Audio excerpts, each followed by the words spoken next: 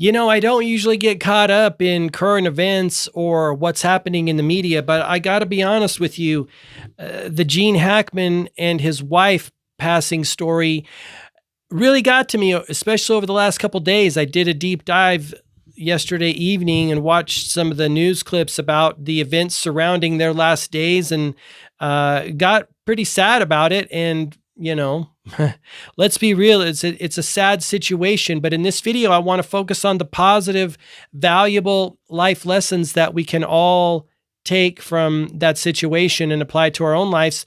Because in the game of life, you can either focus on the sadness or the happiness that a person experiences in life.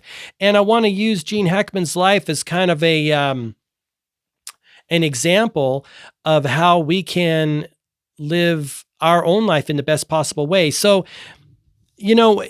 I really did. I got a little bit sad, and then you start thinking about your own mortality and how will your last days be, right? Will people maybe not find you for a number of days? All of those things start going on in our mind, because let's be real, no one's getting out alive, and the human experience will come to an end for all of us in one way or another.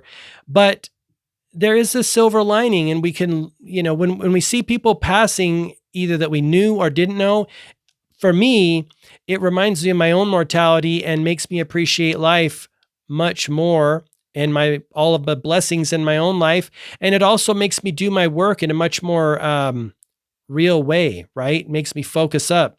So I've also got a short video here I want to play with and talk about with you. This is Gene Hackman talks about his father on Inside the Actor Studio from a channel called Global Image Works. I'll put the link in the description down below. It's just 1 minute and 47 seconds, but he's talking about when his father left him, and we can kind of see how that had a profound effect on him. So let's watch this video. Theme in this series, which is the departure of a parent and its effect on both the person and ultimately on the artist. How old were you when your father left? Well, my dad left us when I was about 13, I guess. Was it easy, hard? No, it was tough. Yeah. Tough. I've read that there was a sort of casual wave goodbye. Yeah, I was down the street playing with some guys, and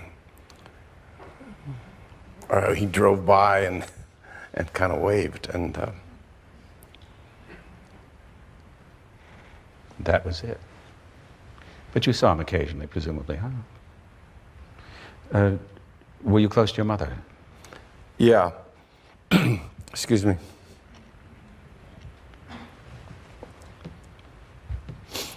Did life change radically? It's only been 65 years or so,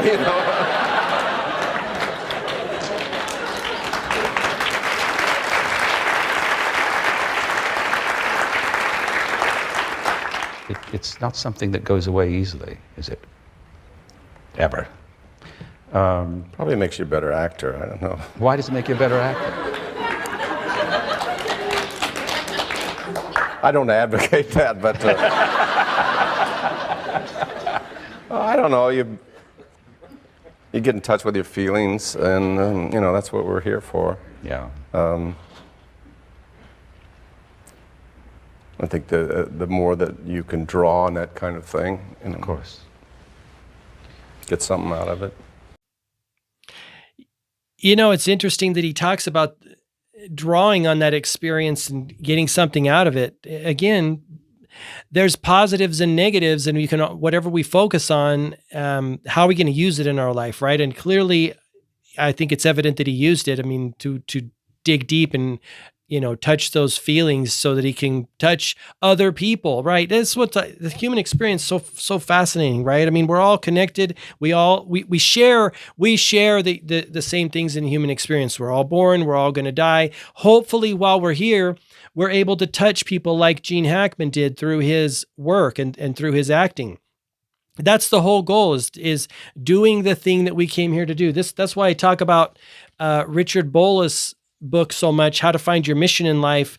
And the main message from this book is like, what is your talent, and which you particularly came to earth to use, your greatest gift, which you most delight to use, and then do it in the places or settings which God has caused to appeal to you most, and for those purposes which God most needs to have done in the world. That's essentially how to find your mission. It's a 3-part mission, but that's essentially it. And Richard Bolus, of course, wrote the book, What Color is Your Parachute? That little book, How to Find Your Mission in Life, was in the back of What Color is Your Parachute. And he said he got more mail and it resonated with people more than What Color is Your Parachute. Isn't that interesting? You never know what's going to resonate with people. That's why one of the valuable life lessons that I picked up on my own journey is throw as much as you can against the wall. The wall being, the wall of creation, right? Painting, singing, dancing, building, whatever you can do, throw as much as you can. You never know what's going to resonate, right? In many ways, we are groping around in life trying to find out what people want from us, what makes us feel the most alive, like Richard talks about in that book. What talents that you have that God gave you make you feel most alive when you're using them. Probably going to be your clue to how to live the most meaningful, happy, fulfilling, purpose-driven life, right? So, like I said, my whole perspective changed on the Gene Hackman and his wife situation. I was pretty bummed out. And then I was talking with my mother today and I was like, hey, they had an amazing life. I mean, how many people get to do the thing they love, make that kind of money, make that kind of impact, expressing themselves? I think we're expressors, right? Human beings are infinitely creative, and we came here to express and turn thoughts to things. How many people get to do that and touch so many people, live in a beautiful place like Santa Fe, experience nature, find a person that you love, right? And one of the things that is so tragic about the situation is that he and his wife passed at the same time. And it's like a double whammy, not only to family members, but to people who knew them, even to people that appreciated his art as an actor. It's a lot. Let's be real. It's a lot. But when you look at the positive side of it, the fact that he retired at the age of 70 from Hollywood, my understanding is he never really liked Hollywood scene. And can you blame him?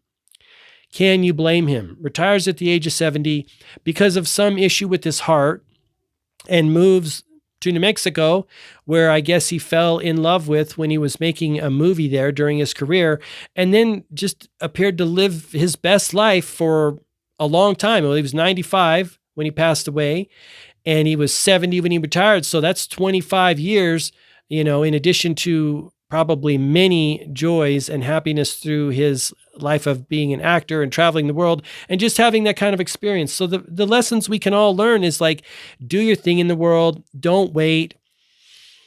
Find family or friends to share the experience with. They had dogs. Sadly, one of the dogs passed away too, but they looked like they had a wonderful life, right? Neighbors that loved them. Some of the neighbors expressed kind of a little bit of guilt for not checking in sooner, but there's, do your thing. Don't be afraid to uncover your talent. I believe in this world, the world, the powers that be want people to conform in many cases to a persona or an image that really doesn't exist, that is more of an amalgam of many people, right? Or something that is projected on us from the mainstream media, from movies in Hollywood, from all sorts of, programming and propaganda. Don't be that, right? Carve your own path, do your own thing. One of my biggest things. And I talked about this during the podcast, Enhancing the Human Experience, the value of doing your own thing. We talk a lot about Stephen Pressfield, facing the resistance in life. We're all going to leave this world at some point in time. The question is, are we going to leave our fingerprint on the world as Gene Hackman did? There's my piece. I hope this video finds you well. Let me know what you think in the comments section down below about this situation. And until next time, I wish you all the best health, wealth, and success. Thanks so much for watching. Have an awesome day.